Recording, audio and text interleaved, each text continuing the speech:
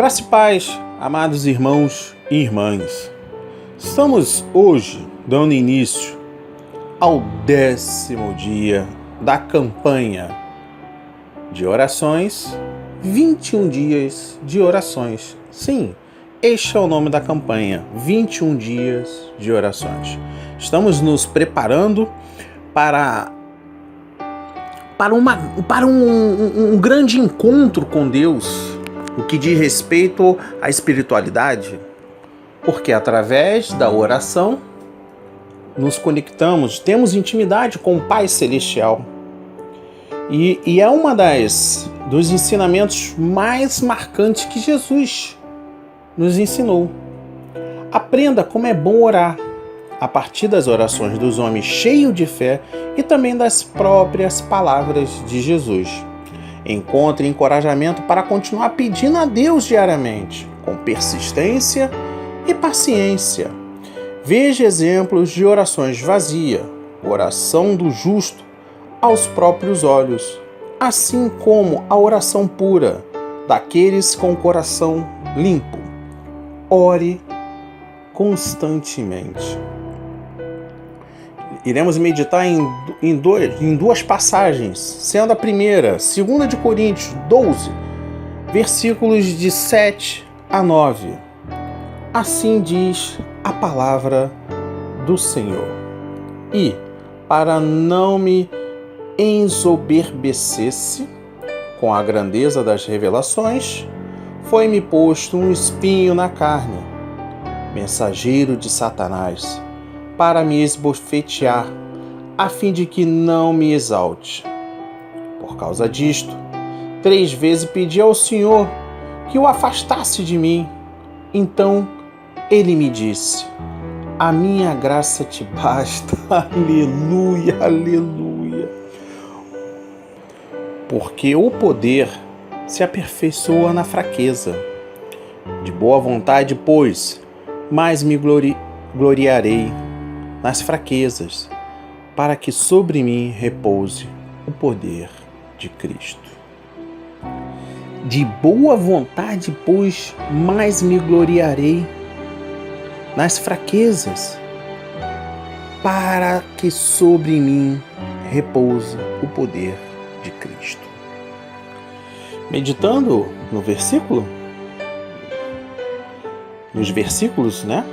Se o espinho na carne era uma enfermidade ou uma perseguição, o importante é que Deus respondeu a Paulo algo inesperado para qualquer pessoa que está com dores. A minha graça te basta, porque o poder se aperfeiçoa na fraqueza. Para a nossa meditação, devemos pensar em 3 dimensões importantes. A primeira, a graça de Deus. Sem ela, não há salvação, mistério ou vida espiritual. Pela graça somos salvos. Atos 15:11, Efésios 2, versículo 8. E por causa dela, podemos orar e buscar a face de Deus. Salmos 69:13. Segundo, o poder de Deus. Em Lucas 1:35. O anjo apresenta a Maria a maneira como a vida de Jesus seria gerada dentro dela, sem a ajuda humana. Descerá sobre ti o Espírito Santo, e o poder do Altíssimo te envolverá com a sua sombra. Essa revelação é base para as nossas vidas espirituais e para o nosso ministério. Pelo poder de Deus é que alguém é convencido de seus pecados e sai da morte para a vida. Terceiro, a fraqueza humana. Diferentemente do que se ensina em cursos de liderança, os que se habilitam para serviço cristão não confiam em suas próprias forças. Na fraqueza humana está a oportunidade para a ação divina que sustenta os obreiros, que ilumina o entendimento para a compreensão das Escrituras, que se chama o pecador para o arrependimento, que chama o pecador para o arrependimento e cria nos servos de Deus a dependência necessária para o exercício ministerial. E vamos mergulhar mais ainda nos versículos. Versículo 7, uma passagem clássica, a magnitude das revelações de Paulo sobre a grandeza. Levar o Senhor a lhe dar um estorvo divino, um espinho, para reduzir qualquer tendência de exaltação orgulhosa. Paulo precisava de um lembrete de que lhe fizesse ver que, apesar do seu arrebatamento, ainda era um homem entre os homens. Nossas informações são muito imprecisas para justificar nossa dogmatização quanto à natureza exata desse espinho na carne. Sobre exalte, vê no capítulo 10, versículo 5. Paulo, no versículo 8, Paulo orou especificamente por causa disso. Encarecidamente pedi ao Senhor, e com o propósito, que o afastasse de mim. Sobre o Senhor veja, dos capítulo 10, 17 e 18. Mais para frente iremos compreender. No versículo 9, o tempo perfeito em me disse, registra a completa aquiescência de Paulo na resposta definitiva de Cristo. Só aqui nós encontramos a minha graça. O verbo arqueo, no predicado te basta, indica que a graça de Cristo está cheia de força infalível. Este verbo foi algumas vezes traduzido para estar satisfeito. Lucas 3, versículo 14, e 1 de Timóteo 6, versículo 8, Hebreus 13, versículo 5. O presente passivo de teleo significa estar sendo continuamente aperfeiçoado. O verbo repouse aparece apenas aqui no grego bíblico. O verbo simples, skeneu, se encontra em Jó, capítulo 1, versículo 14, Apocalipse 7:15 e 21:3.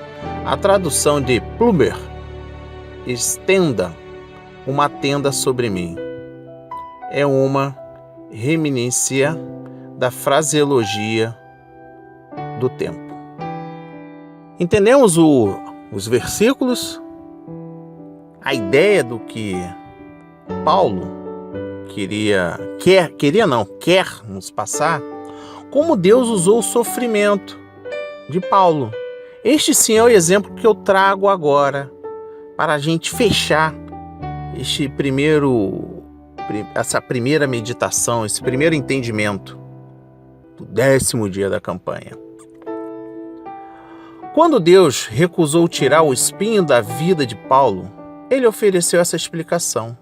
A minha graça te basta, porque o poder se aperfeiçoa na fraqueza.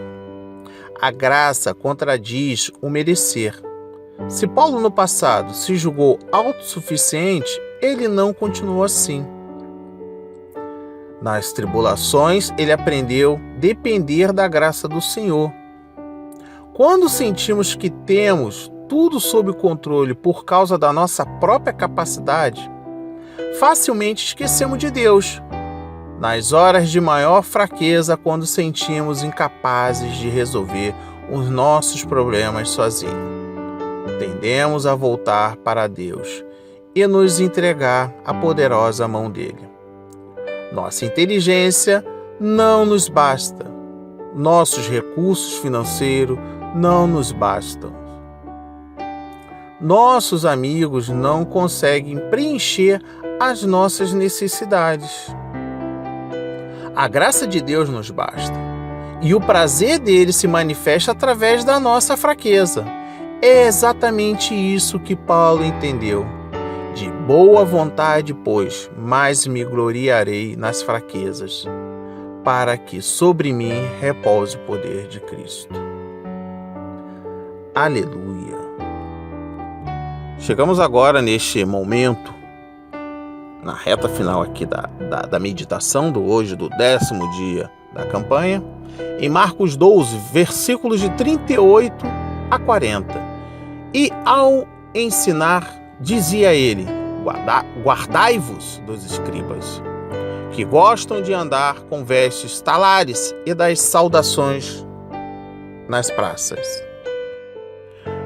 e das primeiras cadeiras nas sinagogas, e dos primeiros lugares nos banquetes, os quais devoram as casas das viúvas.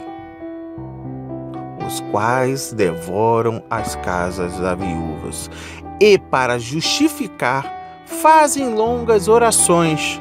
Estes sofrerão juízos muito mais severos.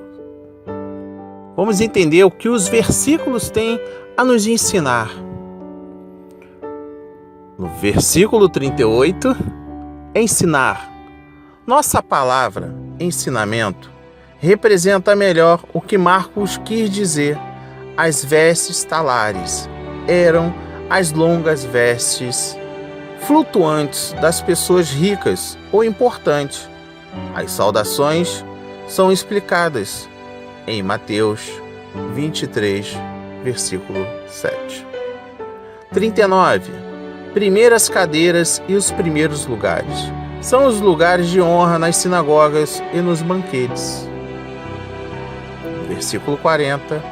Mesmo sendo reconhecido como os honrados líderes da comunidade, os escribas,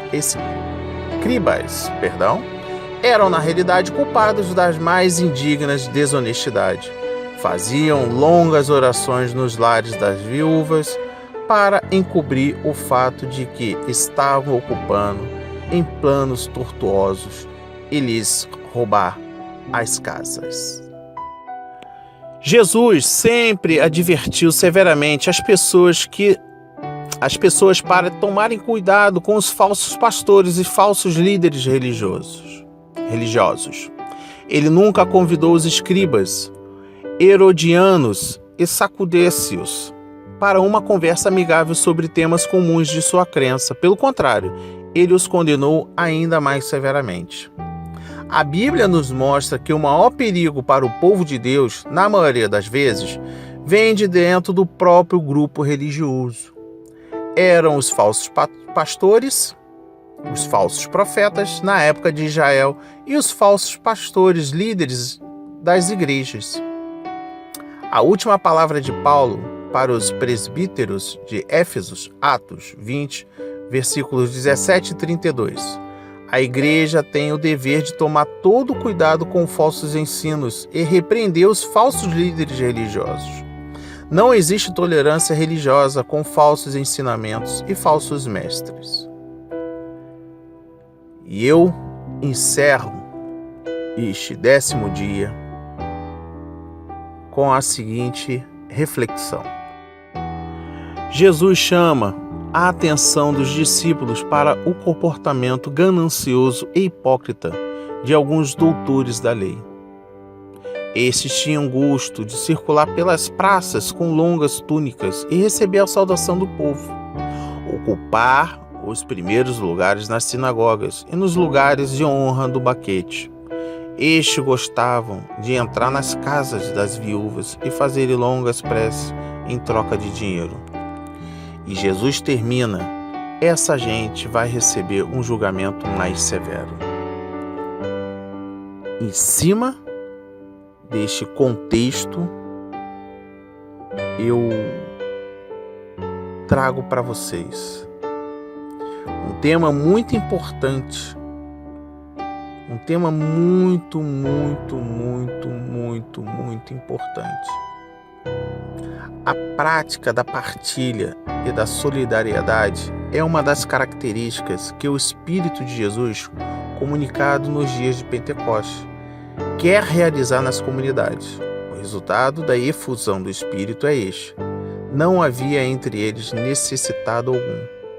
De fato, os que possuíam terrenos ou casas, venenos, traziam o resultado da venda e colocavam ao pé dos apóstolos. Essas esmolas recebidas pelos apóstolos não eram acumuladas, mas distribuídas. Então, a cada um segundo a sua necessidade. A entrada de ricos na comunidade cristã, por outro lado, possibilitou uma expansão do cristianismo, dando melhores condições para o movimento missionário. Mas, por outro lado, a acumulação de bens bloqueava o movimento da solidariedade e da partilha, provocando pela uma força do Espírito de Pentecostes. Tiago quer ajudar essas pessoas e perceberem o caminho equivocado do qual estão metidas. Pois bem, agora vós ricos chorais por causa das desgraças que estão a sobrevir. A vossa riqueza apodreceu e as vossas vestes estão carcomidas pelas traças. Para aprender o caminho do reino, todos precisam tornar-se aluno daquela viúva pobre que compartilhou tudo que tinha, o necessário para viver. Assim seja, assim diz o Senhor.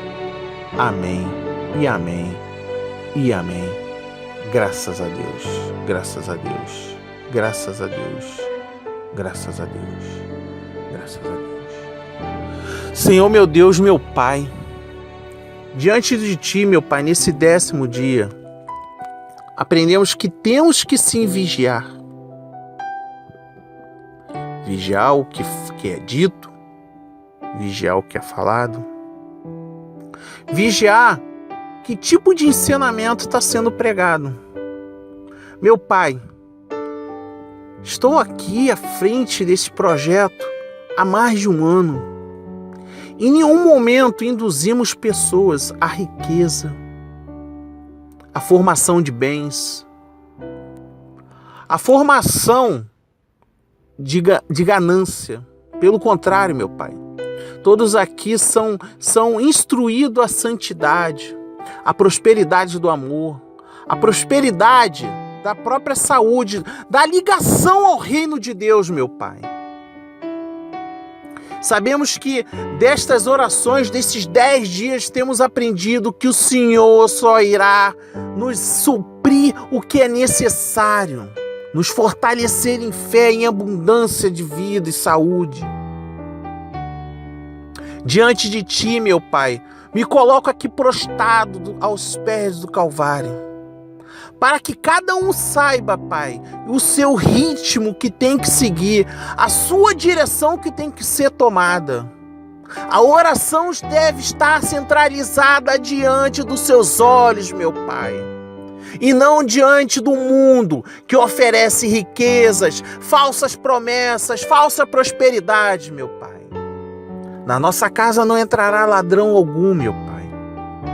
Na nossa casa só entrará a paz, a palavra que alimenta.